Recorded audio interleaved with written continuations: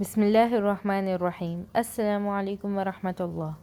حدیث نبوی۔ ہمارے پیارے نبی حضرت محمد الرسول اللہ خاتم النبیین صلی اللہ علیہ وسلم نے اپنی زندگی میں جو کام کیے یا جو باتیں ارشاد فرمائی ان کو حدیث کہتے ہیں۔ اس سبق میں آپ 5 حدیثیں پڑھیں گے اور ان کے معنی و مفہوم سمجھیں گے۔ من لم یشکر الناس لم یشکر اللہ۔ ترجمہ: جو شخص لوگوں کا شکر ادا نہیں کرتا وہ اللہ تعالیٰ کا شکر بھی ادا نہیں کرتا۔ لا یرحم اللہ من لا یرحم الناس۔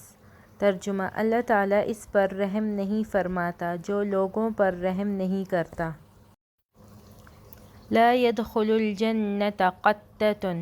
ترجمہ: چغل خور جنت میں نہ جائے گا۔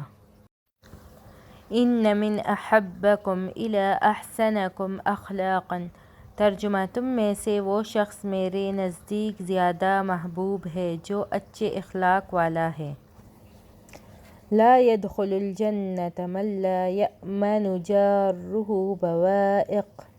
ترجمہ: وہ شخص جنت میں نہ جائے گا جس کا پڑوسی اس کے ایذاؤں سے محفوظ نہ رہے۔